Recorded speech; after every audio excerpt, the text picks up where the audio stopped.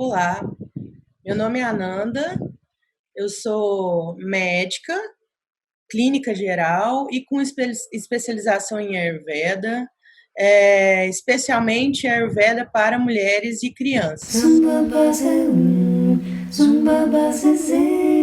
Hoje eu vou falar um pouco para vocês, eu gostaria de dar um panorama para vocês sobre o tema infertilidade segundo o Ayurveda, que é essa medicina ancestral que existe há mais de 5.000 anos, surgida na Índia, né? Então, eu gostaria que vocês tivessem uma sensação geral do que esses livros mais antigos e clássicos do Ayurveda falam sobre o tratamento da infertilidade em casais.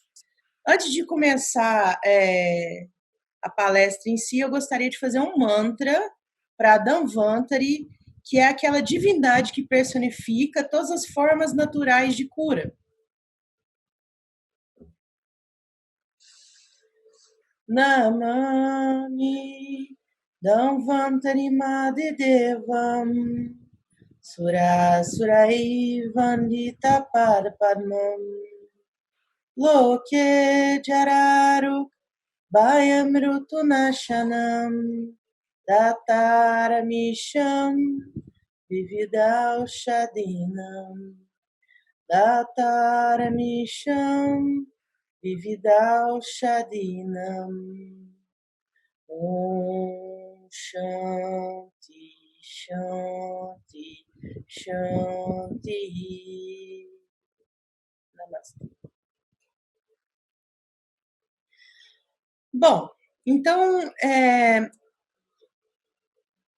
para um casal começar alguma investigação ou algum possível tratamento, né, de infertilidade, para um casal ser considerado dentro do escopo ali de infertilidade, é necessário que ele tenha tentado engravidar, esse casal tenha tentado engravidar por mais de um ano, né?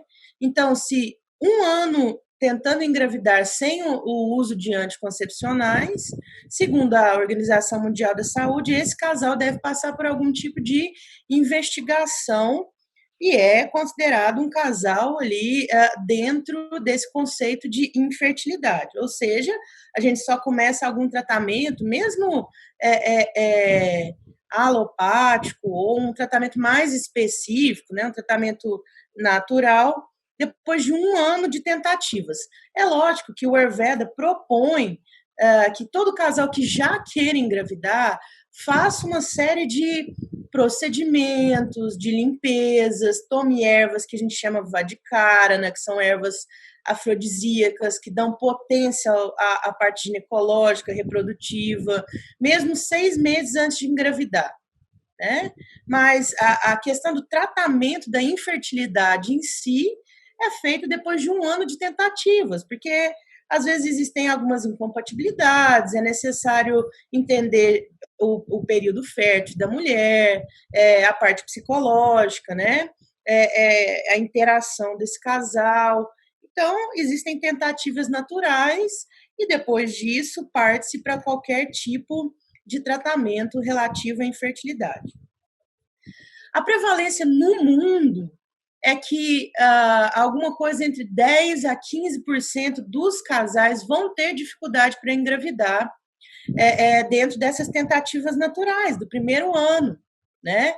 E dentre esses 10% a 15%, 5% não vão conseguir engravidar mesmo depois desse um ano de tentativas, fazendo algum tratamento de fertilidade específico, né? Então, essa é uma taxa geral. Aqui no Brasil, a gente tem uma taxa entre 2% e 3% desses casais que não conseguem engravidar, mesmo se submetendo a algum tratamento de fertilidade. Mas a cada 100, uma média de 10 a 15 casais vão passar por alguma questão em relação à gravidez. Entendendo que essa é uma média geral, né? Ou seja, é uma média nos países mais desenvolvidos. Agora, esse número de 10 a 15%, ou seja, a cada 10 casais, um tendo dificuldade, é uma média considerada verdadeira para casais até 30 anos de idade. Porque a partir dos 30 anos existe um declínio da fertilidade. Né? Existe uma curva de fertilidade que mostra que tanto o homem quanto a mulher, embora tenham óvulos viáveis, espermatozoides viáveis, a partir dos 30 anos começa a haver um declínio da fertilidade, um declínio da maturação dos tecidos, da maturação dos espermatozoides, pode haver maior chance de mutação ali no óvulo e no espermatozoide. Então, vejam que essa taxa de infertilidade vai aumentando a sua proporção a partir dos 30 anos. Então, os casais entre 30 e 34 anos, 1 a cada 7 vão ter essa dificuldade. A partir dos 35 anos, 1 em cada 5, né? E a partir dos 40 anos, o que não é incomum hoje em dia, um casal querer engravidar próximo dos 40 anos, 1 a cada 4 vão ter algum grau de dificuldade para a gravidez. Então, a primeira coisa que eu gostaria de falar é que, para se evitar que chegue nesse ponto de se ter que fazer algum tipo de tratamento para a fertilidade específica e conseguir a concepção de modo natural, o ideal é que, se possível, faça-se as tentativas antes dos 30 anos, antes que o casal tenha 30 anos, porque o fator idade, querendo ou não, é um fator importantíssimo na viabilidade dessa gravidez de forma natural, né? Então, vejam aí essa curva, aí, a curva azul é a taxa de fertilidade, né? E a curva preta é a probabilidade de gravidez. Então, veja que essa curva aí se cruza mais ou menos entre 40 e 44 anos, que é quando realmente a fertilidade abaixa de forma muito intensa, né? Então, o Ayurveda fala muito isso também, que os tecidos eles estão maduros, eles estão com vitalidade, com energia vital, com prana, que é a nossa a energia vital, com ojas, que é a nossa imunidade, a nossa capacidade de resistência, de forma máxima até os 30 anos. E por isso, o ideal seria engravidar até os 30 anos. Porque aí a gente passaria essa vitalidade e também essa imunidade para o embrião de forma mais, para o feto, né, para o nenenzinho, de forma mais efetiva. É lógico que nem sempre a gente tem essa facilidade nos dias atuais e a gente tem que se adaptar ao contexto de vida atual, em que as mulheres querem trabalhar, estão no mercado de trabalho, né, querem conquistar uma carreira, o estudo, tanto as mulheres quanto os homens. Mas eu diria que, efetivamente, até os 35 anos ainda há uma facilidade, mas vejam que, a partir dos 35 anos, essa taxa de fertilidade, né, decai muito, subindo, então, a taxa de chance de não gravidez dentro do primeiro ano.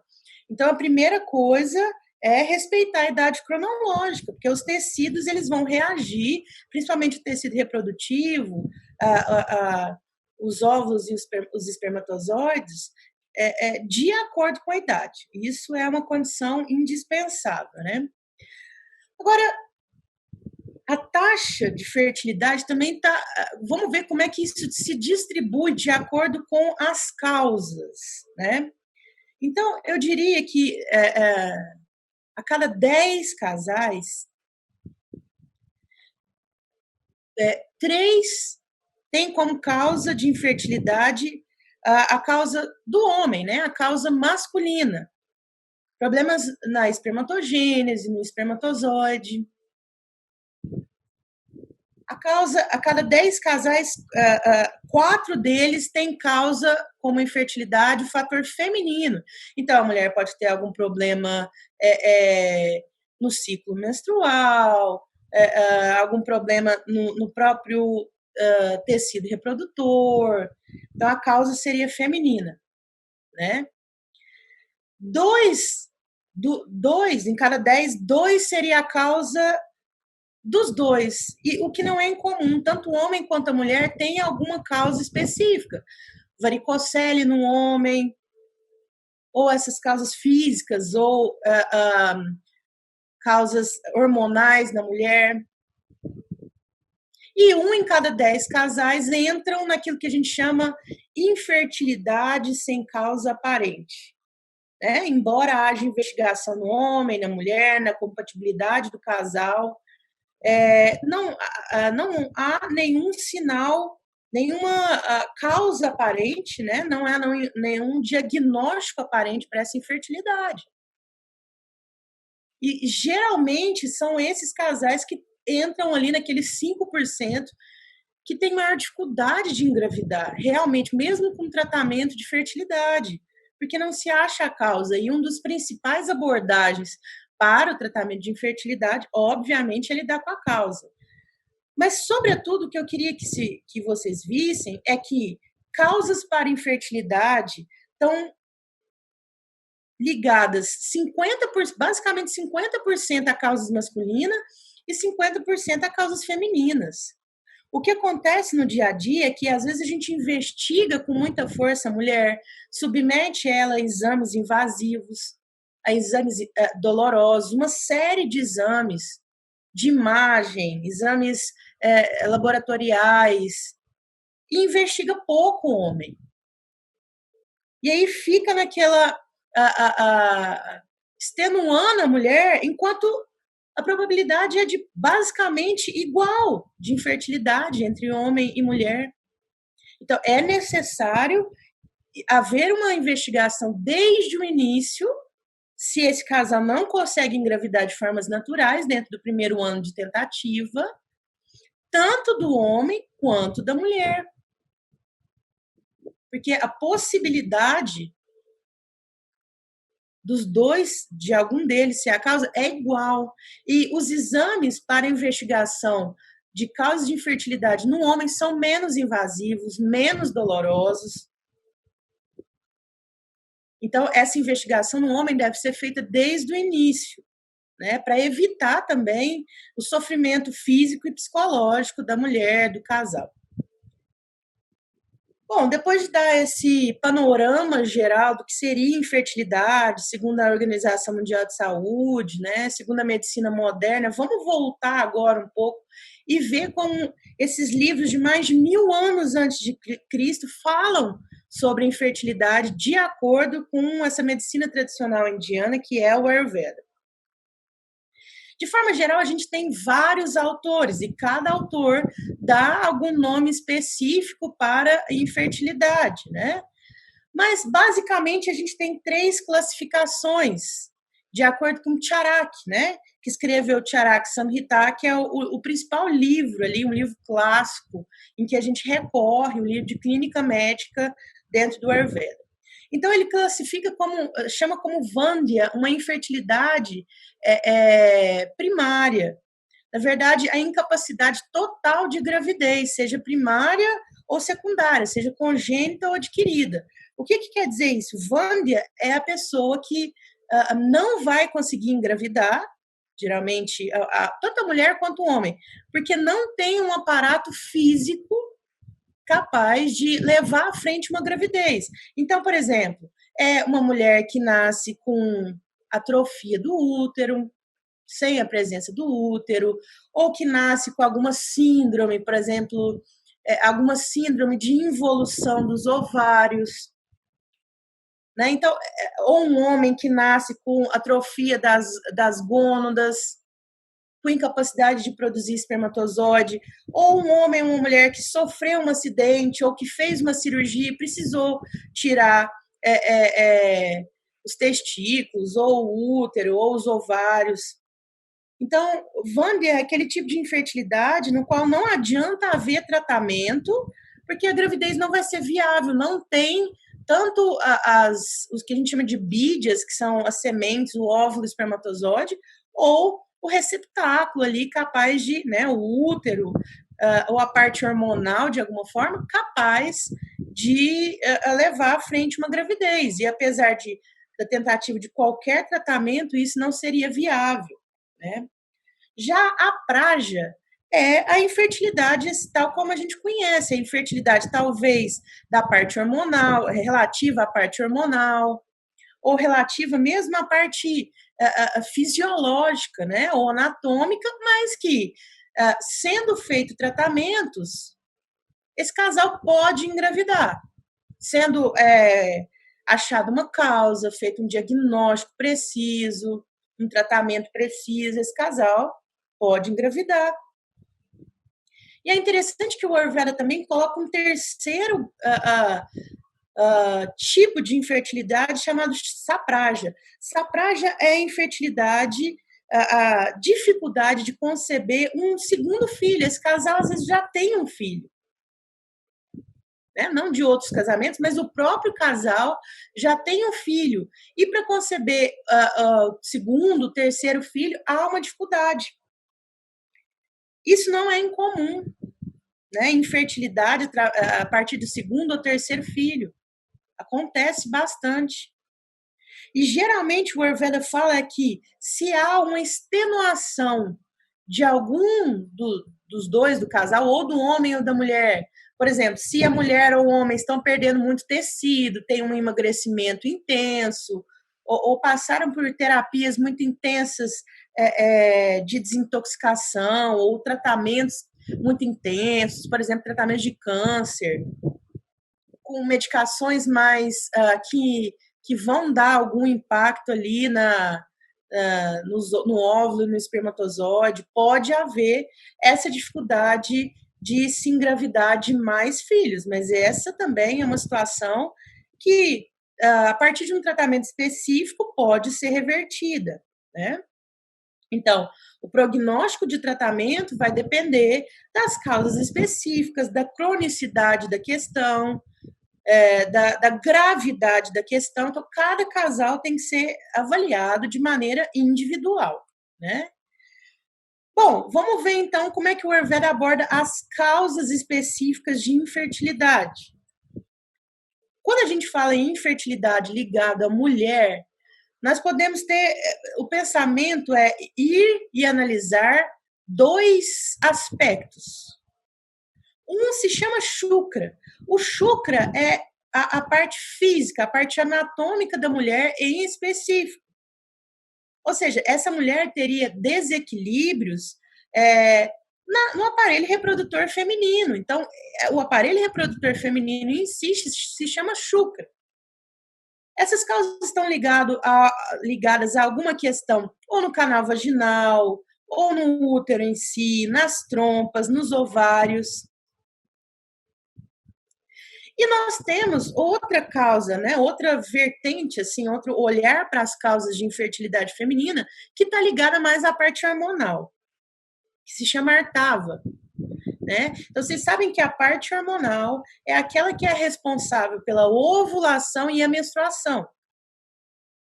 Então, Artava seriam causas ligadas à menstruação não saudáveis ou a doenças relacionadas à menstruação,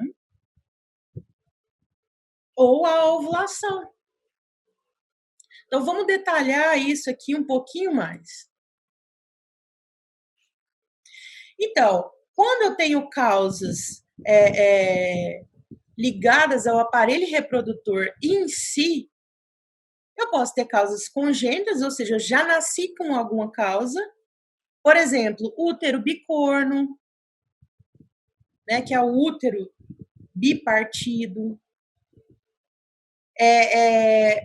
Ou alguma agenesia, né? Ou seja, não há formação de algum dessas estruturas aí físicas.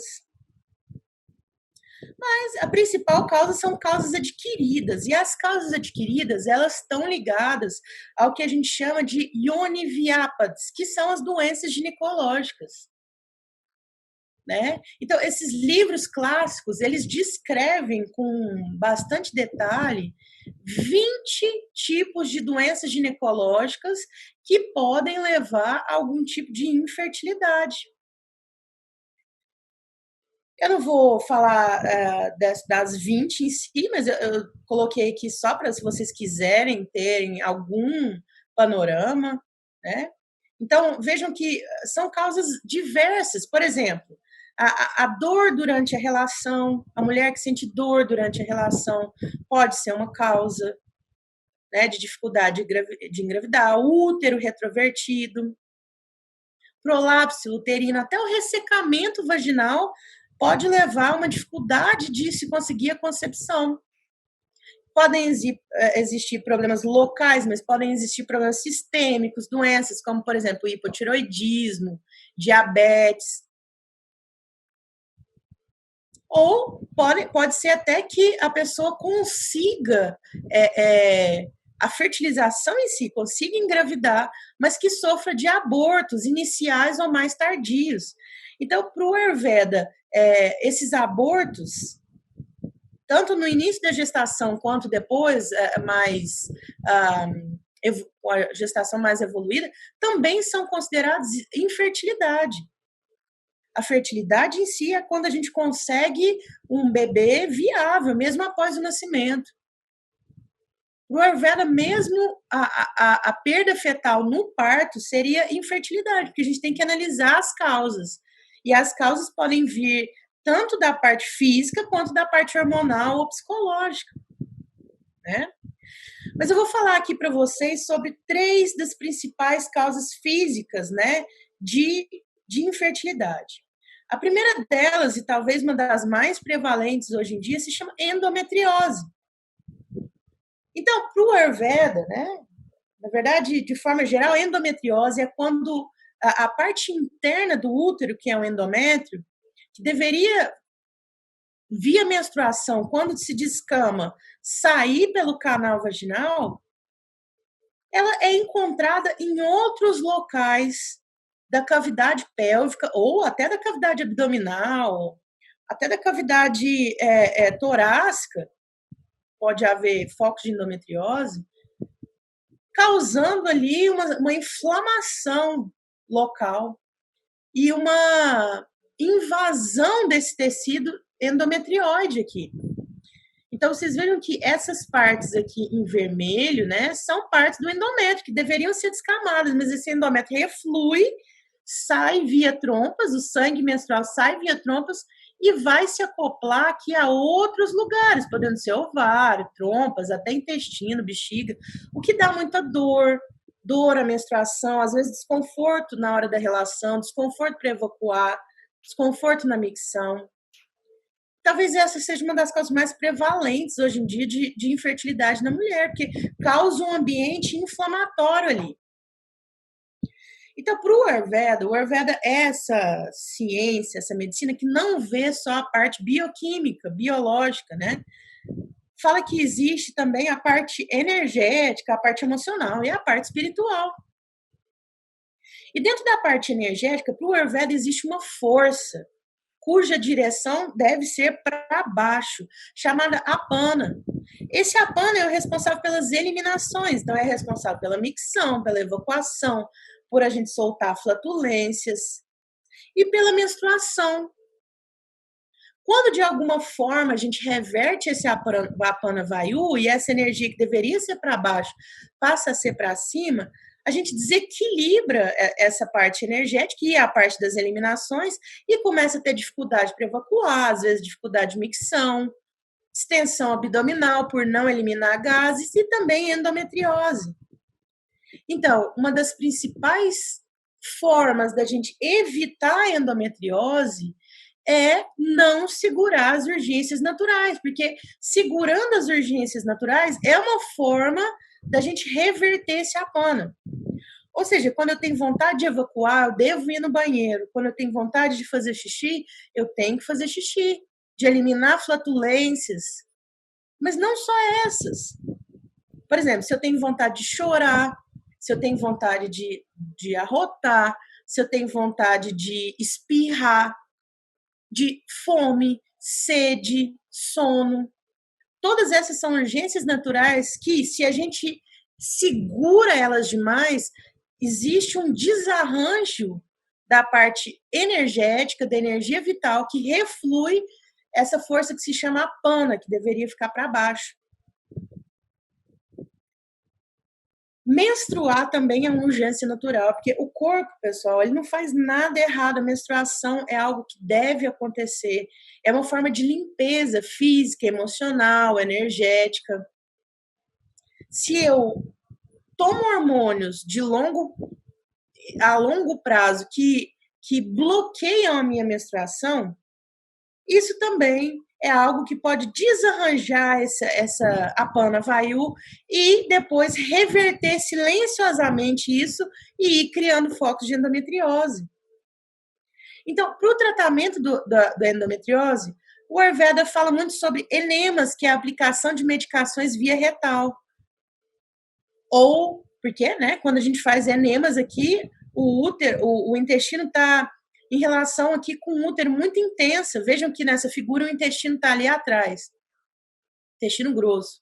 E aí a gente consegue colocar medicamentos via retal e isso ser absorvido e agir diretamente ali. A gente também pode colocar medicamentos via vaginal para ir desfazendo esses tecidos que já estão aglomerados, acoplados ali. Mas especialmente, né, existem ervas também, emplastos, tudo isso vai ajudar, processo de desintoxicação, mas especialmente para endometriose, o principal tratamento é não segurar nenhuma das urgências naturais. Né? Então, eu estou dando só um panorama geral aqui para vocês, mas eu gostaria que vocês entendessem isso sobre a parte que é também sutil e da necessidade de eliminar essas urgências naturais. A gente também tem os miomas, e dentro do Ayurveda, os miomas são considerados bloqueios. Então, a gente tem grandes canais no corpo que levam, trazem substâncias, distribuem. Por exemplo, o sistema respiratório, né? O sistema digestivo, são grandes tubos, grandes canais, mas a gente também tem canais menores, mais sutis, chamados de nadis, por onde a energia sutil flui dentro do corpo. Se, de alguma forma, a gente tem produção de toxinas, como é que a gente produz toxinas? Se alimentando de alimentos, de impressões, de emoções, de situações que a gente não consegue digerir. Então, por algumas vezes, a gente não consegue digerir os relacionamentos, algumas situações, mas também o alimento físico. E isso deixa de virar bom tecido dentro do nosso corpo e passa a ser toxinas. Então, essas toxinas não digeridas, elas vão entrar nesses canais e vão causar bloqueios. E com esses bloqueios, tanto dos canais físicos quanto dos canais sutis, existe um desarranjo da nutrição adequada do tecido que está ali à frente do bloqueio. A nutrição também, tanto física, sanguínea, né, de plasma, mas também a nutrição energética. E esses bloqueios vão causar os miomas. Para a gente reverter esses miomas, a gente tem que fazer toda uma terapia mais desintoxicante, de não formação dessas toxinas, mas também usando ervas que são desbloqueantes, ervas que são penetrantes. É óbvio que a efetividade desse tratamento vai depender muito do tamanho desse mioma, da cronicidade que a pessoa tem esse mioma, porque por vezes o tratamento deve ser cirúrgico mesmo. O Ayurveda também, dentro do Ayurveda existe a parte de clínica médica, de ginecologia, de obstetrícia, mas também a parte cirúrgica. Inclusive é a medicina mais antiga a ter relatos de cirúrgicos, né, de procedimentos cirúrgicos. Mas se esse mioma ainda é pequeno, é circunscrito, e dependendo da localização, do tipo dele, a gente também, via ervas, consegue fazer a diminuição desse mioma. E o mioma, às vezes, principalmente quando ele está nessa região aqui do fundo uterino, ele é uma grande causa de infertilidade, porque o embrião gosta de fazer a nidação, né? Ele gosta de se acoplar ali nessa região do fundo uterino. Bom, a última causa aqui física, realmente, de infertilidade que eu gostaria de falar são os ovários policísticos, que pelo Ayurveda também são considerados, né, esse bloqueio da ovulação. Então, deveria haver uma ovulação, né, aqui, mas às vezes esse óvulo não sai e forma pequenos cistos. Então, veja uma figura de um ovário normal e de um ovário policístico. Então, às vezes, também a causa seria o excesso de toxinas ali nessa parte. Lembrando que a mulher é um eixo muito grande entre a parte do sistema nervoso central, hormonal, mental, psicológica e física. Então, às vezes, situações não digeridas, relacionamentos, impressões vão causar essas toxinas e vão impedir ali a ovulação correta. Agora, no caso de ovário policístico, a gente também tem causas que podem ser hormonais, do ciclo menstrual em si. Mas, a princípio, a gente pensa na formação de AMA. AMA são essas toxinas que a gente vai formando ao longo da vida por incompatibilidades, né? Por má digestão, por coisas que a gente vai guardando, por coisas que a gente não faz, né? Então, todas essas causas de formação de toxinas podem levar a um bloqueio, causando, por exemplo, mioma, ou podem se difundir ali no aparelho reprodutor em si, causando a dificuldade da ovulação. Bom, afora isso, a gente tem também as causas de infertilidade que são não justamente ali da parte reprodutora, física em si, mas que seriam da parte hormonal, ou seja, desse eixo que existe entre o sistema nervoso central e a parte física, né? A parte reprodutora, que é responsável pela ovulação e pela menstruação. Então, o Ayurveda fala que se você tem menstruações extremamente dolorosas, difíceis, com sinais e sintomas de TPM muito fortes, a gravidez vai ficar difícil. Porque uma menstruação sem muitos sinais e sintomas, que flui bem, uma quantidade adequada, indica um bom funcionamento dessa parte hormonal. E um corpo preparado para a gravidez. Então, vejam só, para o Ayurveda, a menstruação, né, o ciclo menstrual, mas a menstruação em si é uma forma de limpeza física. Então, a mulher mensalmente tem a honra de poder fazer essa limpeza física. Porque ela é a que vai gestar o embrião, gestar o feto.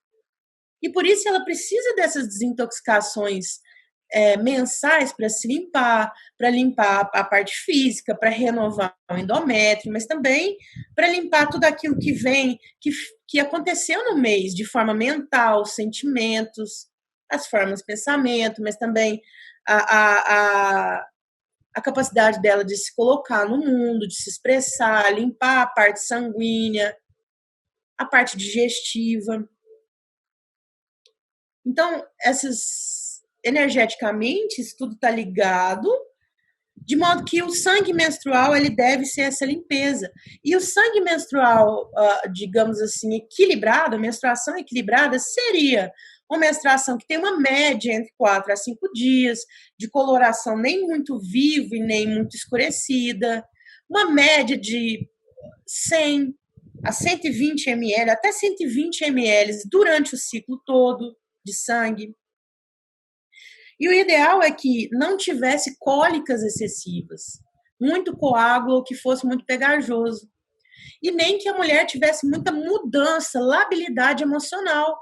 Um pouco de mudanças emocionais é comum, um pouco de sinais e sintomas de TPM, inchaço, seios mais sensíveis, um pouco de cólica.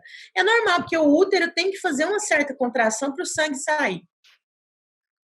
Mas o Ayurveda fala que se a mulher... fala em tipologias, né?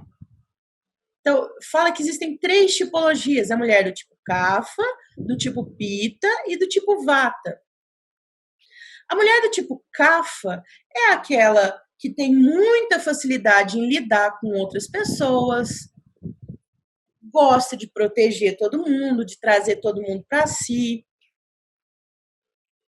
de cuidar, vê muito mundo pelo paladar, às vezes tem um metabolismo mais lento, facilidade de ganhar peso.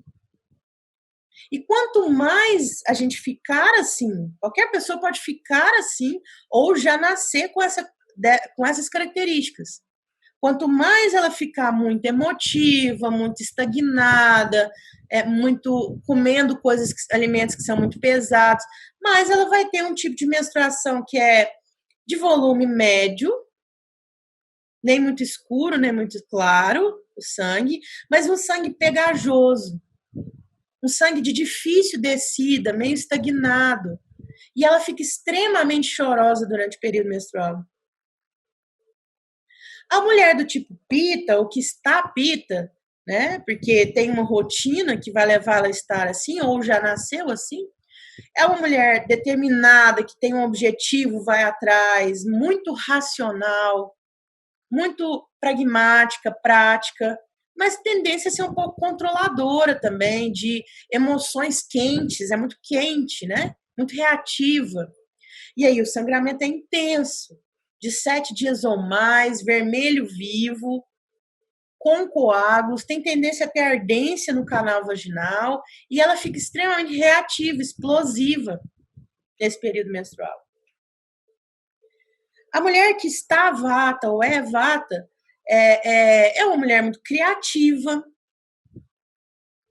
que tem facilidade de se adaptar, é muito do movimento, muito mais da parte mental, né? Gosta de ser criativa, fica na parte mental, imaginativa, artística, não se apega muito às coisas, né?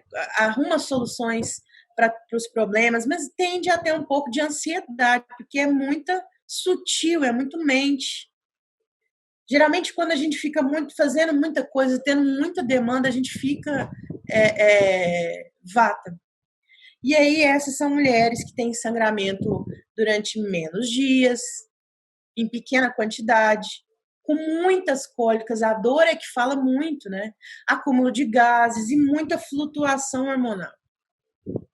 Então, qualquer um dos extremos, se você está muito emotiva, se durante o fluxo menstrual, a menstruação, você fica muito assim estagnada, sem querer fazer nada, isso pode levar à infertilidade. Se você está muito reativa, sangramento intenso, né? Metrorragia, volume intenso, escapes intermenstruais, isso pode levar à infertilidade. E se você está muito aérea, muito ansiosa, muito mental, com muita dor durante o período menstrual, isso também pode levar à infertilidade. Então, é necessário, às vezes, procurar estilos de vida, alimentação, rotinas que vão ser condizentes com você, porque não existe um tratamento que é bom para todo mundo, depende da individualidade, e essa é uma grande questão do Ayurveda, né? Depende da individualidade, isso tem que ser melhor avaliado, cada um tem que ser avaliado de maneira individual, mas tem como a gente chegar mais próximo disso, que seria uma menstruação, sangramento normal, considerado normal, dentro da normalidade de cada pessoa, para que a concepção fique mais fácil, porque qualquer um desses desarranjos aqui fala sobre também um padrão hormonal que às vezes não é muito interessante para se engravidar, né?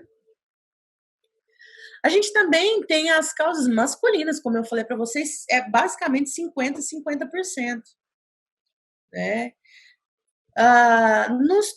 As causas masculinas de infertilidade, vejam que a maior parte delas, né, uma grande parte vem da varicocele, a gente vê que isso é fato, mas a maior parte dessas causas masculinas, elas são inexplicáveis. E aí, o que o Ayurveda, né, não tem uma explicação, um diagnóstico fechado? O Ayurveda fala o seguinte: a mulher já nasce com a quantidade de óvulos, né? Mesmo dentro da vida embrionária dela, ela já tem ali, ela já nasce com mais ou menos 400 óvulos na sua forma imatura e a cada ciclo ela vai ovulando. Agora, o homem não, ele vai fazendo espermatogênese, produzindo espermatozoides a cada segundo, a cada minuto da vida dele. E o Ayurveda fala que essa espermatogênese está muito ligada ao tipo de alimentação que esse homem tem, porque diz que aquilo que ele se alimenta, e vejam bem que quando eu estou falando alimento, sim, é alimento físico, mas não só. Também é um alimento sentimental, um alimento de estímulos que a gente tem pelos 5 sentidos, né? Visual, auditivo. Então, aquilo vai formando quase que concomitantemente os espermatozoides, porque é o que dá substrato para essa espermatogênese. Então, essa infertilidade no homem está muito ligado ao estilo de vida dele. Né? Na mulher, a gente tem que pensar em causas físicas, causas hormonais, que obviamente também estão muito ligados ao estilo de vida, mas no homem a correlação é direta. Tanto que a gente vê que às vezes o homem tem uma diminuição enorme da quantidade ou da qualidade desses espermatozoides, da mobilidade. E quando a gente muda pequenos aspectos da alimentação e na rotina, né, e dá algumas ervas que ajudam aí na purificação, na formação de bons espermatozoides, a resposta é quase imediata. Então, deve ser feita uma avaliação muito desse estilo de vida do homem, porque o impacto está muito correlacionado. Então, a gente vê que, tanto para o homem quanto para a mulher, que essa alimentação, a alimentação do homem e da mulher, que é o que vai nutrir ali os gametas, né, efetivamente, é muito importante para quem quer engravidar e pode ser causa de infertilidade. Porque, como eu falei, principalmente o homem, mas tanto a mulher também precisa difundir sangue, por mais que ela já tenha ovócitos ali, por mais que ela já tenha óvulos, ela precisa nutrir esses óvulos, e essa nutrição vem pelo sangue, que tem ali o subproduto da alimentação. Então, tanto alimentações que são muito incompatíveis com a pessoa, às vezes a alimentação é incompatível com o nosso potencial digestivo, às vezes a alimentação é incompatível, os alimentos entre si, ou os alimentos com a estação do ano. Isso tudo forma mais toxinas do que bom tecido. Agora, alimentação também que são muito restritivas, também vão inviabilizar a gravidez, bem como tipos de alimentação que são muito industrializadas, sem energia vital. Então, reforçando que para o Ayurveda, qualquer tipo, a alimentação vai ter relação intrínseca com a fertilidade ou não, e aí é preciso avaliar melhor o seu potencial digestivo, a sua constituição, sem entrar em detalhes, porque seria alguma coisa muito específica que deve ser avaliada, mas dentro daquelas constituições que eu falei para vocês, geralmente, né, as mulheres vata e os homens vatas, o grande problema de infertilidade seria por dificuldade de nutrição, além da parte psicológica muito agitada. Então, alimentos que são mais nutritivos, mais aterrantes, que dão mais a sensação de estabilidade, de fácil digestão, mais cozidos, seriam adequados para esse casal, ou para cada um de forma individual. Para o casal, para a mulher ou para o homem que é mais pita, o grande questão da infertilidade seria porque existe um calor interno muito grande. As emoções são quentes, as reações são quentes. E aí é necessário que o calor intenso ele é contra a gravidez. A gravidez é uma energia mais de cuidado, de proteção, mais resfriante. Então, é necessário uma alimentação realmente mais resfriante para esse casal, para esse homem ou para essa mulher. E para as pessoas que são CAF, estão tendo dificuldade de engravidar, existe uma certa estagnação. O problema para se engravidar é a estagnação. Então, é preciso desbloquear, é preciso uma alimentação mais estimulante, com alimentos mais picantes, que desbloqueiem os canais. E aí é óbvio que a gente não vai fazer isso enquanto o casal está tentando engravidar. É preciso de uma preparação anterior com esses alimentos que são mais quentes, né? E depois faz-se a preparação mais nutritiva para a gravidez. Por isso, às vezes, é necessário um tempo, um caminho dentro da investigação e do tratamento desse casal infértil. Como eu falei, não é só alimentação, a gente se alimenta também de coisas que a gente faz durante o dia, da nossa rotina, do nosso estilo de vida. Então, quando o casal quer engravidar, é necessário que o casal esteja bem, né, esteja querendo a gravidez, que essa gravidez seja planejada, chamada, o ambiente esteja organizado, a pessoa esteja bem internamente. E aí também, da mesma forma, para as pessoas que são mais vata e querem engravidar, é preciso um estilo de vida mais calmante. É preciso que se fique menos mental e mais físico. Porque a energia da gravidez é, sobretudo, física. A gente vai carregar o feto dentro de nós, as mulheres. Para as pessoas mais pita, um estilo de vida mais resfriante, de menos competição, tentando fazer um controle menor de todas as situações, de menos tentativa de que tudo saia perfeito, de menos autocobrança. E para as mulheres ou homens que são CAFA, é preciso o contrário, é preciso sair da zona de conforto, tirar a estabilidade constante, a estabilidade em excesso. É preciso sair de um estado meio embotado, movimentação física. Então, para cada casal e para cada um individualmente, o tratamento alimentar e de estilo de vida deve ser avaliado e é essencial. E muitas vezes só isso. Ajustar a alimentação, ajustar a capacidade metabólica, ajustar o estilo de vida, vai ter uma ação muito grande sobre a fertilidade desse casal. E, obviamente, que a gente tem que contar os fatores psicológicos. Então, às vezes, as pessoas carregam traumas, às vezes existe um medo. Na verdade, quando o casal quer engravidar, sempre vai haver um medo, né? Porque é um certo medo, porque é uma situação nova, colocar um filho do mundo é alguma coisa potente. Porque são dois, o óvulo e o espermatozoide se encontrando, mas existe uma alma envolvida ali. Né? Vai mudar a vida desse casal. Existe um esforço pós-nascimento para educar essa criança, para levar ela aos melhores samskaras que a gente fala, né?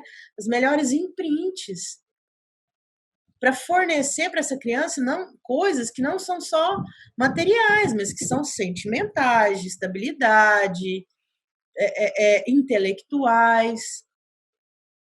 Então pode ter um certo medo aí.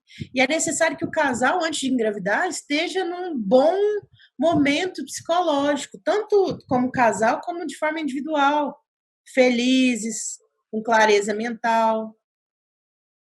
E aí o Ayurveda dispõe de algumas terapias externas, né? Geralmente com óleo, massagens na cabeça, Shirodhara, que é o fluxo contínuo de óleo para modular as ondas mentais, meditação, pranayama, terapias que são terapias físicas, que a gente chama de terapias externas, mas também terapias sutis, aromaterapia, cromoterapia, mantras, pranayamas, mudras.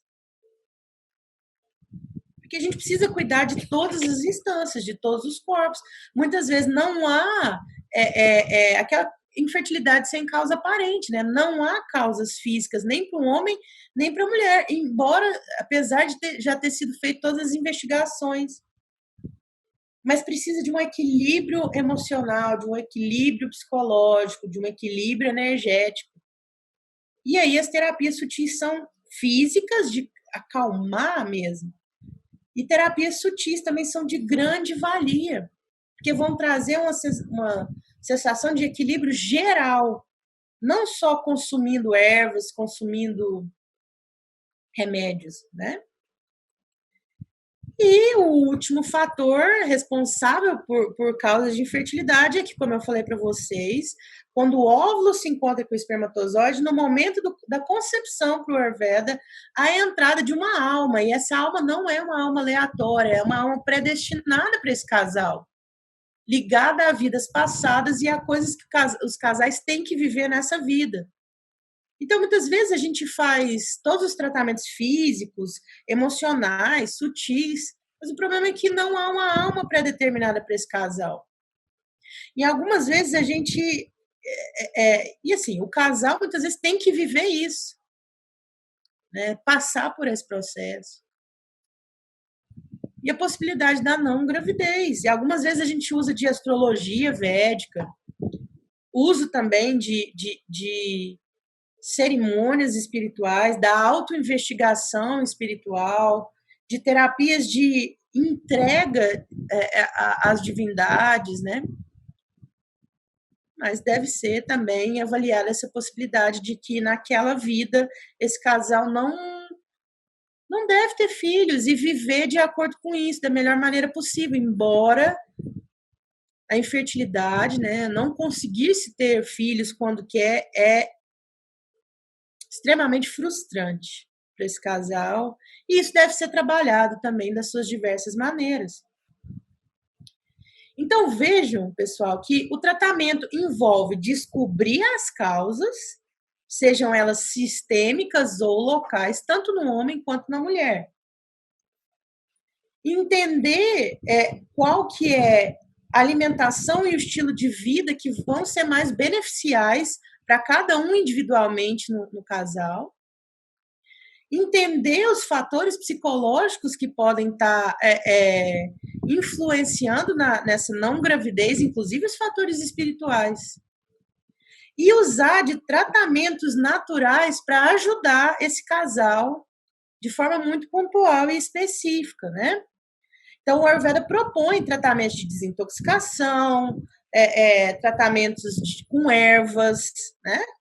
Para que esse casal fique de forma global o mais apto e o mais equilibrado para engravidar.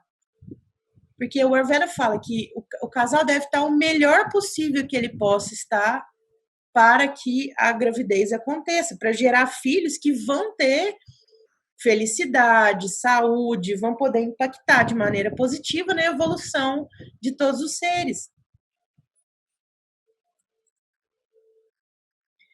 E também existem tratamentos com ervas, né? Com óleos medicados, com ghee medicado, com ervas específicas que, por vezes, têm mais afinidade para o aparelho reprodutor feminino ou masculino, ou ervas que vão agir mais na parte mental, acalmando, ervas que são mais nutritivas. Aí é preciso fazer uma avaliação individual, realmente, da mulher, do homem, do casal como um todo, do ambiente que eles vivem, do clima e da época do ano que eles estão.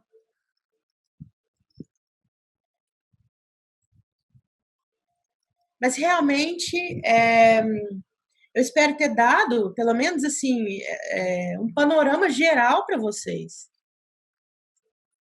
Né, que existem causas físicas para a infertilidade, existem questões muito da anatomia, questões da fisiologia, do equilíbrio hormonal para o homem e para a mulher, mas também existem causas que a gente deve investigar, que é a compatibilidade da alimentação, a compatibilidade emocional, a compatibilidade do estilo de vida que esse casal está levando para que a gravidez ocorra e ocorra da melhor maneira possível.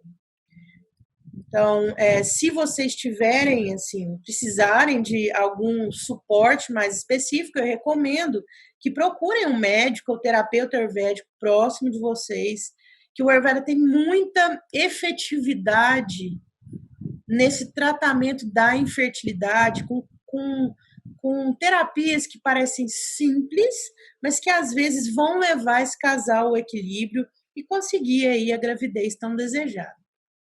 Eu agradeço o convite por estar participando aqui desse momento fico muito feliz de poder difundir um pouco mais sobre o Ayurveda, especialmente essa parte sobre a saúde da mulher e da criança, né? Porque uma boa gravidez vai levar uma criança saudável. Eu agradeço o convite e espero ter levado um pouco mais de informação para vocês. Obrigado. Namastê.